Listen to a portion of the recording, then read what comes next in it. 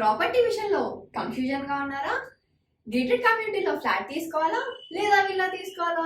మన పిల్లల భవిష్యత్ కోసం ఓపెన్ ఫ్లాట్ తీసుకోవాలా? మన హైదరాబాద్ లో ఏ లొకేషన్ లో కొంటే మంచి అప్రిసియేషన్ వస్తుంది? మరి నమ్మకమైన ప్రాపర్టీ కొనాలంటే నమ్మకమైన గైడ్ కావాలి కదా. ప్రాపర్టీ అడ్వైజర్ కోసం సంబంధించండి వరాహస్వామి ప్రాపర్టీ గూగులర్. కాంటాక్ట్ 7207218485. శ్రీ మహాగణాధిపతయే నమః. ఐం మహాసరస్వత్యే నమః. శ్రీ లలితాంబికాదేవియే నమః. ఈ నెల 6వ తారీఖు, ఇది 6వ నెల, గురువారము, అమావాస్య, పంచగ్రహ కూటమి అనేటువంటిది ఉన్నది అని అందరికీ తెలిసిందే. అయితే పంచగ్రహ కూటమి ఉండేటువంటి దాని వలన కొన్ని రాసుల వాళ్లకు మాత్రమే బాగున్నది, మిగతా రాసుల వాళ్లకు అంత యోగదాయకముగా లేదు. కాబట్టి ఎవరు ఏ పనులు కావాలన్నా, ఉద్యోగాలు కావాలనుకున్నా, ఇంట్లో శుభకార్యాలు కావాలి అనుకున్నా, శుభకార్యాలు అంటే ఏమిటి? వివాహము, ఇవే కదా శుభకార్యాలు అనేటప్పటికీ. కళ్యాణమే శుభకార్యము. ఇంట్లో అమ్మాయిలకు శుభకార్యాలు జరపాలి అన్నా, అబ్బాయిలకు చేసుకోవాలి అన్నా, లేదా ఉన్నతమైనటువంటి ఉద్యోగంలో ఒక ఉన్నతమైనటువంటి స్థితికి వెళ్ళాలి అన్నా, మనము రెగ్యులర్గా గ్రహస్థితులు ఎలా ఉన్నాయి ఏమిటి అనేటువంటివి చూసుకుంటూ ఉంటాం సహజంగా. అయితే ఈ పంచగ్రహ కూటమి వలన ఉన్నట్టుండి ఉద్యోగము ఇది కావటము, లేదా అనూహ్యముగా ఒక జరగాల్సినటువంటి కార్యక్రమము ఉన్నట్టుండి ఇబ్బంది కావటము, ఇలాంటివి ఏవో కొన్ని ఇబ్బందులు అనేటువంటివి ఉన్నాయి. సరే, ఏదైనా మేము మంచి చెప్పాలి ఎప్పుడూ కూడా.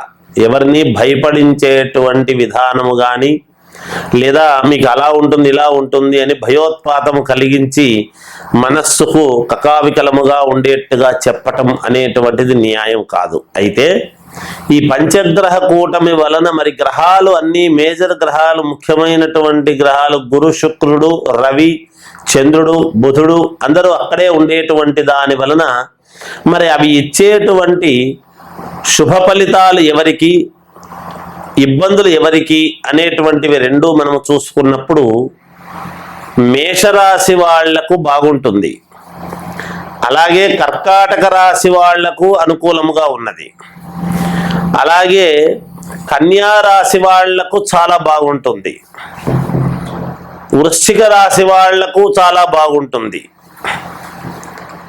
అలాగే మకర రాశి వాళ్లకు చాలా బాగుంటుంది. ఈ రాసుల వాళ్లకు చాలా యోగదాయకముగా ఉంటుంది ఈ పంచగ్రహ కూటమి వలన. అయితే ఇప్పుడు మరి మిగతా రాసుల వాళ్ళు ఉన్నారు, ఏది బాగులేని రాసుల వాళ్ళు. ఎవరెవరికి బాగులేదయ్యా అంటే, వృషభ రాశి వాళ్లకు బాగుండదు, అలాగే మిథున రాశి వాళ్లకు బాగుండదు, సింహరాశి వాళ్లకు, అలాగే తులారాశి వాళ్లకు, ధనుస్సు రాశి వాళ్లకు, కుంభరాశి మీనరాశుల వాళ్లకు బాగుండదు. సరే, బాగుండదు అంటే ఏమిటి? ఏదో ప్రమాదము ఇంక అయిపోయింది, ఇబ్బందులు అనేటువంటివని కాదు దాని అర్థం. అంటే జరగాల్సినటువంటి పనులు జరగకపోవటము, మాకు మేలు ఉంటుందిలే అనుకునేటువంటి వాళ్లకు కొంచెం ఇబ్బందులు కావటము, గురుగ్రహము, మనము గురుబలం బాగుంటే అన్నీ జరుగుతాయి అని కదా మనం అనుకుంటాము.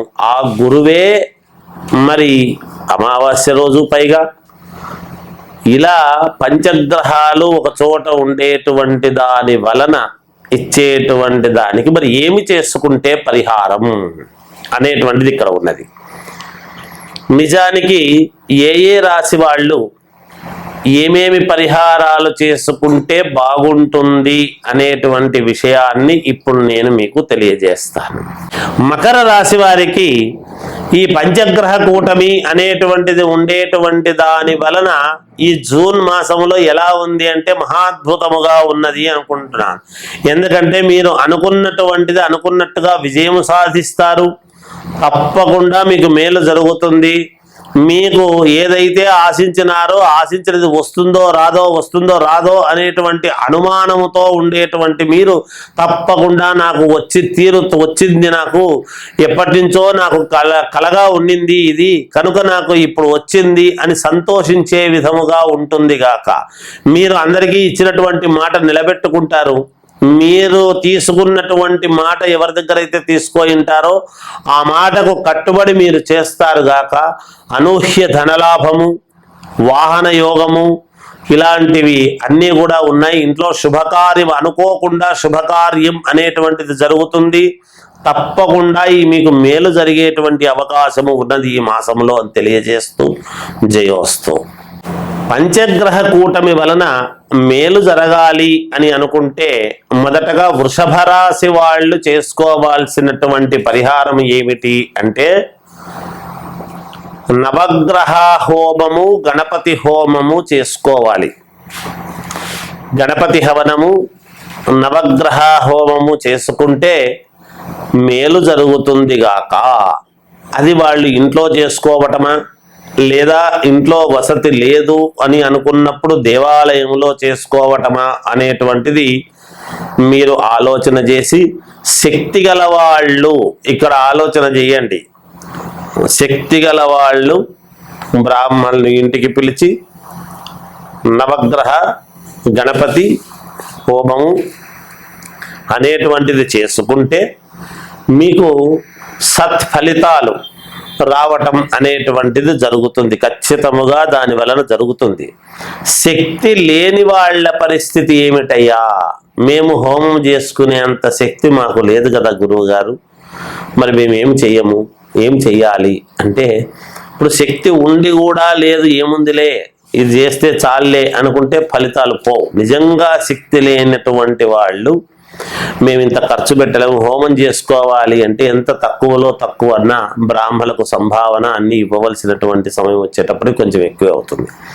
అలా శక్తి లేని వాళ్ళు ఏం చెయ్యాలి అంటే, మామూలుగా శనివారము ప్రతి శనివారము కూడా ఈ నెలలో వచ్చే ప్రతి శనివారము నవగ్రహాలకు తిరగటము, ప్రతి మంగళవారము గణపతికి ప్రదక్షిణలు చేయటము, నవగ్రహాలకేమో 21 ప్రదక్షిణ చేయటము, గణపతికి ఏమో 11 ప్రదక్షిణలు చేయటము. ఇది చెయ్యండి. ఆ గణపతి దగ్గరికి వెళ్ళినప్పుడు కాస్త అటుకులు బెల్లము గణపతి దగ్గర పెట్టి తిరగటం. రోజు మీకు చేతనైనన్ని అటుకులు ఒక పిరికెడు కానీ చిన్న బెల్లము ఉంట కానీ అలా అటుకులు బెల్లము అనేటువంటివి రెండూ గణపతి దగ్గర పెట్టి గం గణపతయే నమః అనేటువంటి మంత్రముతో తిరగటం ఒకటి. నవగ్రహాల దగ్గరికి వెళ్ళినప్పుడు ఒక కాయిన్ ఏదైనా శనేశ్వరుడి దగ్గర పెట్టి, ఒక కాయిన్ ₹1 కావచ్చు, ₹2 కావచ్చు, మీ ఇష్టం, మీ శక్తి అనుసారం ఒక కాయిన్ అక్కడ పెట్టి ప్రదక్షిణలు చెయ్యండి. తప్పకుండా మీకు విజయం లభిస్తుంది, మేలు జరుగుతుంది. జయోస్తు.